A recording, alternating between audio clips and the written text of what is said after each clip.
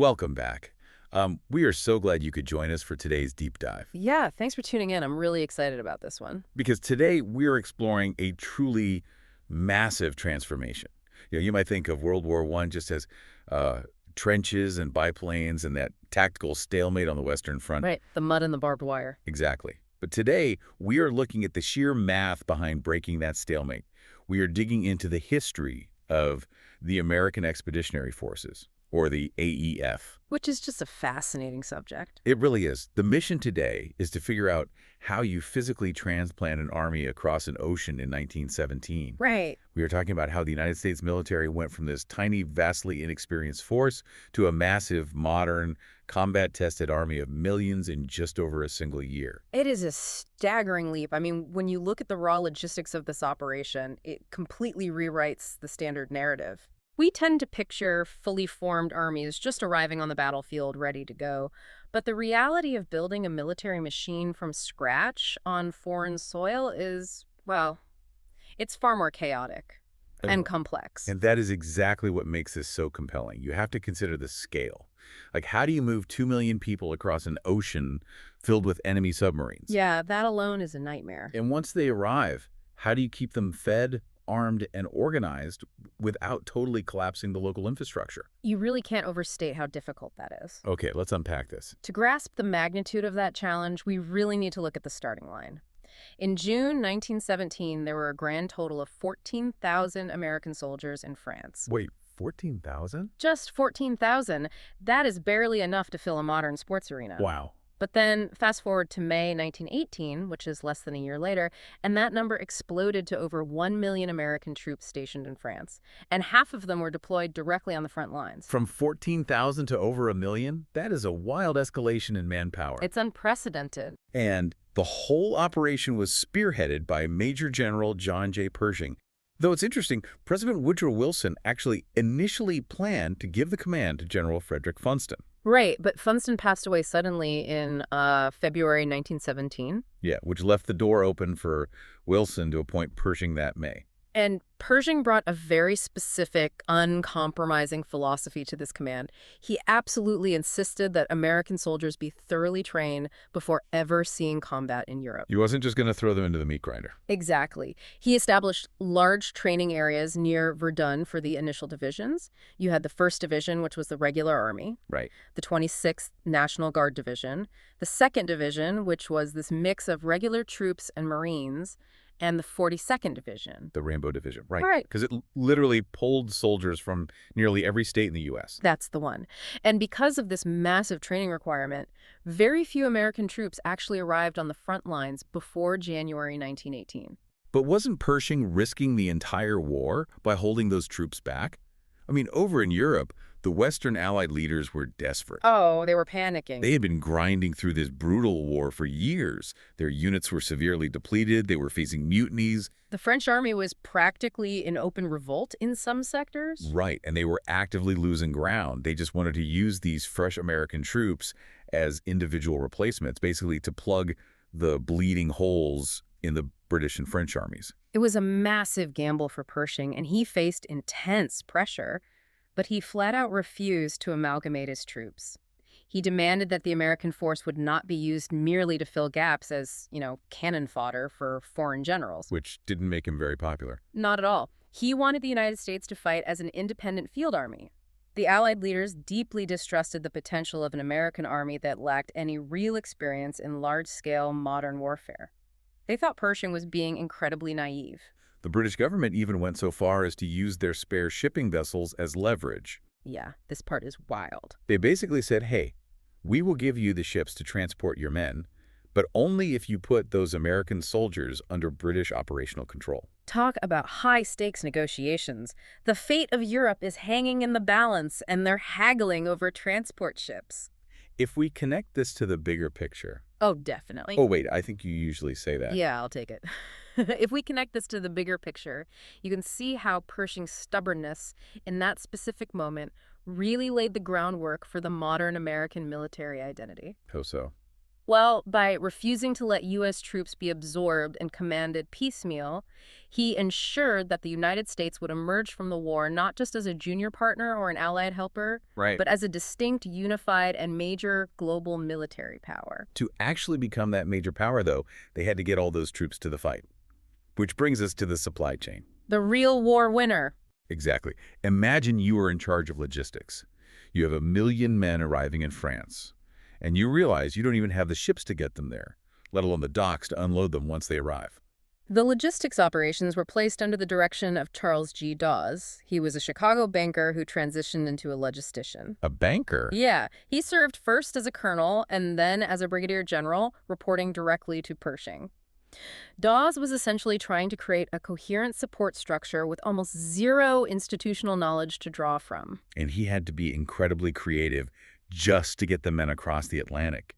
Because the U.S. Army didn't have enough transport ships, they pressed civilian passenger liners into service. Whatever floated, basically. They seized German ships that had been interned in U.S. ports, and they borrowed Allied ships just to transport the soldiers, the doughboys, from ports in Hoboken, New Jersey, and Newport News, Virginia.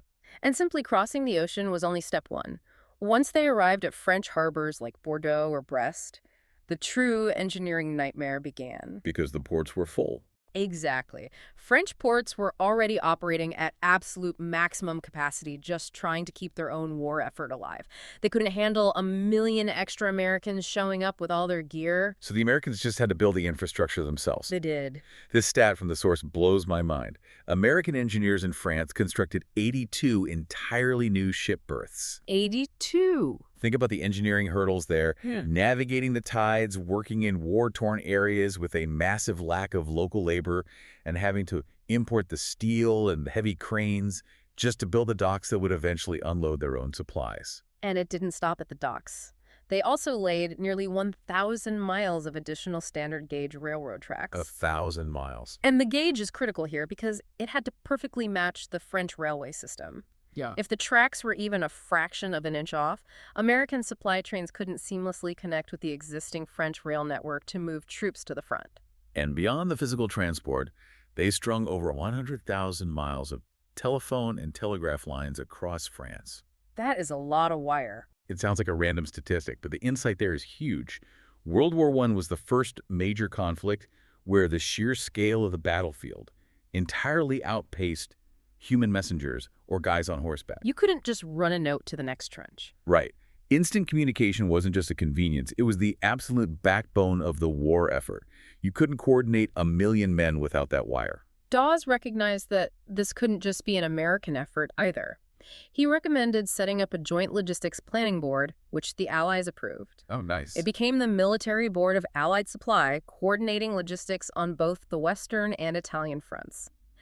But while the Americans were busy building all this infrastructure, they were surprisingly lacking in actual combat equipment. That is something that really flips the script for me. You usually picture the American military showing up with all their own heavy gear, ready to roll. Yeah, but American factories simply couldn't retool fast enough for this kind of war. So they had to rely heavily on European weapons. Yeah. They used French 75mm cannons. They drove French Renault FT light tanks. Which are iconic, by the way. Oh, totally. Even their aviation units flew Cessna 13 and Newport 28 fighter planes. These were incredibly fast, highly maneuverable French biplanes, basically because the U.S. didn't have a combat-ready fighter plane of its own yet. It is a stark reality check about what it actually takes to win a modern war. We always focus on the front lines, the weapons, and the romanticized charges over the top. Movie stuff. Right. But an army runs entirely on its rear area network, what they call the services of supply. Tell me about that. We are talking about massive depots, vehicle maintenance facilities, industrial bakeries, clothing repair shops, replacement depots. You don't think about clothing repair in a war. But you need it. And ice plants to keep food from rotting, and Grimley Graves registration to handle the casualties. This immense logistical enterprise is what actually enabled the success of the AEF. So we have this massive logistical machine moving millions of men. But who exactly were these men? The demographics are fascinating. African Americans were drafted on the exact same basis as white citizens, making up 13% of the draftees. That's a significant portion. By the end of the war, over 350,000 African Americans had served in AEF units on the Western Front. Here's where it gets really interesting.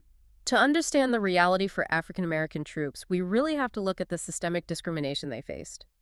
The source details how they were assigned to strictly segregated units, commanded almost exclusively by white officers. And the historical record highlights how racial hostility in the United States boiled over tragically in 1917, specifically with the Houston riot. It's a deeply sobering event. The history details that this incident occurred within a climate of overt racist hostility from members of the all-white Houston Police Department against the local black community and the black soldiers of the 24th Infantry Regiment, who were stationed at Camp Logan. Following instances where police officers arrested and physically assaulted black soldiers, a mutiny erupted involving 156 soldiers. They marched into Houston, and according to the source material, the resulting violence led to the deaths of 11 civilians and 5 policemen. 5 soldiers also died in the chaos. Under the military laws of the time, 118 soldiers were court-martialed. Ultimately, 110 were convicted, 63 were sentenced to life imprisonment, and 19 were executed. It is a heavy piece of history, and those soldiers carried that reality with them into the theater of war, and that discrimination fundamentally dictated how they were deployed overseas. There's a stark contrast in the numbers. Only 1/5 of the black soldiers sent to France actually saw combat, compared to 2/3 of the white soldiers. Black soldiers made up just 3% of the AEF combat forces. That disparity was a deliberate policy choice, wasn't it? It was. A 1918 General Staff report explicitly stated that the mass of colored drafted men could not be used for combatant troops. The military brass recommended they be organized into reserve labor battalions instead. Consequently, the vast majority were assigned to unskilled labor tasks. Many worked as stevedores at the Atlantic ports, Doing the absolutely back-breaking labor of manually unloading supply ships. or working as common laborers building those camps in France. Even the 92nd Division, which was the only black combat division, suffered from poor preparation, deliberate dispersal during stateside training, and senior white officers who repeatedly requested to be transferred out. But then you have this incredible anomaly, the 93rd Division, which included the 369th Infantry Regiment. The legendary Harlem Hellfighters. Exactly.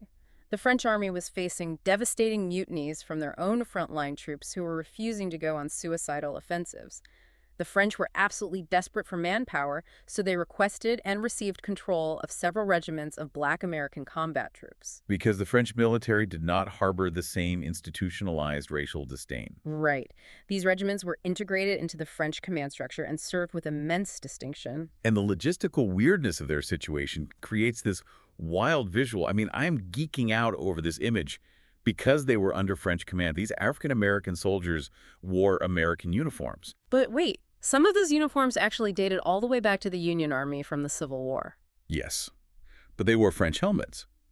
And instead of carrying the standard issue American Springfield bolt-action rifles, they were armed with French Berthier rifles. It is such a powerful image of coalition warfare in practice, and their combat record is astonishing. The 369th spent 6 months on the front lines. 6 months. That was longer than any other African-American regiment in the entire war. 171 members were awarded the French Legion of Merit. Sergeant Henry Johnson is a major standout here. He was awarded the French Croix de Guerre for fighting off a German raiding party, and was later posthumously awarded the Medal of Honor. Unbelievable bravery. So, navigating from the heavy realities of their deployment and the sheer scale of the logistics, we have to look at what happened when this massive machine finally hit the trenches. The sharp end of the spear. The timeline of American combat actions kicked off on October 23, 1917, when the 1st Division fired the very first American shell of the war toward German lines.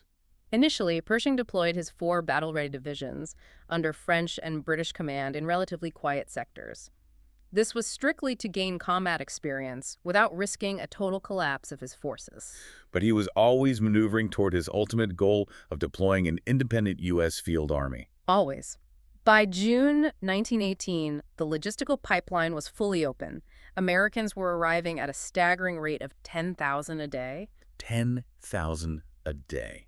That is a small city arriving every morning. And they were undergoing a minimum of 6 weeks of intense training led by battle-experienced British, Canadian, and Australian officers. And speaking of the Australians, there's this highly memorable moment where American troops essentially snuck into a major offensive. This is one of my favorite anecdotes. On July 4th, 1918, at the Battle of Hamel, 1,000 American troops from the 33rd Division fought alongside the Australian Corps.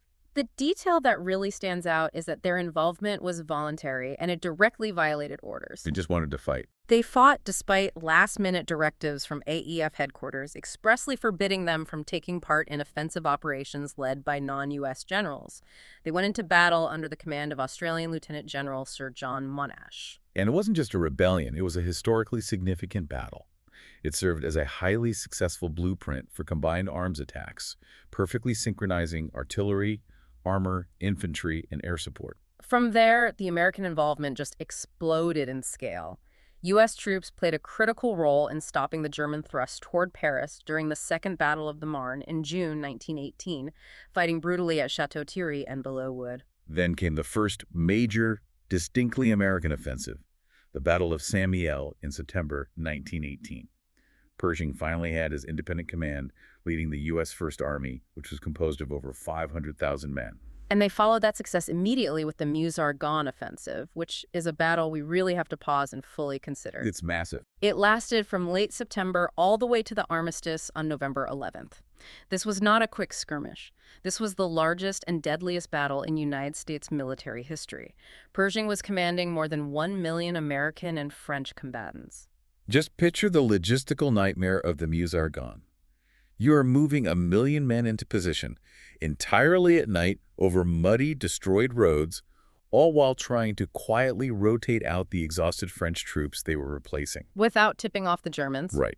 And then they had to push through the Argonne Forest, which was rugged, densely wooded terrain heavily fortified by the Germans with interlocking machine gun nests and concrete bunkers. The coordination required to supply 1 million men engaged in relentless, forward-moving combat through a fortified forest is almost incomprehensible. But between Saint-Mihiel and the Meuse-Argonne, Allied forces recovered more than 200 square miles of French territory. It essentially broke the back of the German army. But the cost of breaking that stalemate was immense. The AEF sustained about 320,000 total casualties. It's a devastating number. That includes 53,402 battle deaths, 63,114 non-combat deaths, and over 204,000 wounded. What's fascinating here is, when you break down those non-combat deaths, you realize that an invisible enemy was actually deadlier than the artillery shells. You're talking about the flu. The 1918 influenza pandemic. The Spanish flu swept through the tightly packed troops. The close quarters of the transport ships and the muddy trenches were the perfect breeding ground. Nowhere to isolate. Exactly. The flu took the lives of more than 25,000 men in the AEF and caused another 360,000 to become gravely ill. It completely and severely strained the medical infrastructure they had just built. It's hard to fathom everything we've just covered. In just over a single year, the American Expeditionary Forces went from an inexperienced, highly debated group of 14,000 recent arrivals to a massive, million-strong, combat-tested modern army that fundamentally altered the course of global history. They really did. They recovered heavily defended territory, they faced down a global pandemic, and they established a logistical network that spanned the globe. So what does this all mean? For you listening, the story of the AEF is essentially the ultimate blueprint for the 20th century. It is a masterclass in modern logistics, how to build infrastructure from scratch, manage transatlantic supply chains, and sustain millions of people under the most extreme conditions imaginable. Yeah. It's also an early, complicated case study in coalition warfare, navigating the massive egos and desperate needs of allied nations. And importantly, it's a reflection of America confronting its own deep societal contradictions on a global stage, asking men to fight and die for a country that structurally discriminated against them at home. It really was a defining era that set the stage for everything that followed in the modern military. It was. And this raises an important question, or rather leaves us with one incredibly unique detail to ponder. Lay it on me. Think about the immediate aftermath. After the armistice in November 1918, you have millions of troops waiting to be demobilized. By July 1919, over 3 million members of the military had been discharged, but hundreds of thousands were still stuck in France waiting for transport ships. Because they couldn't all sail back at once. Right. And the AEF didn't just have them sit around in muddy camps. They literally established a university for them. Wait, a full university? Just for the troops waiting to go home? Yes, the American Expeditionary Forces University at Bonn. It wasn't just a few makeshift tents either. It had a full faculty, including an instructor who was a botanist. A botanist. A dedicated librarian, and it even established its very own chapter of the prestigious Phi Beta Kappa Honor Society. That is amazing. Imagine the logistical and cultural flex required to suddenly build a fully functioning university in a foreign country, strictly for an army that is just waiting to catch a ship home. Think about what that tells you about the American mindset and their obsession with organization and progress at the dawn of the 20th century. Picture yourself surviving the News-Argonne offensive, and a few months later you are studying botany in a French town, waiting for your boat. It's incredible. That is wild. Thank you so much for joining us on this deep dive. We hope this exploration into the logistics, the struggles, and the triumphs of the American Expeditionary Forces has given you a new perspective on a massive piece of history. Keep learning, keep questioning the world around you, and we will catch you next time.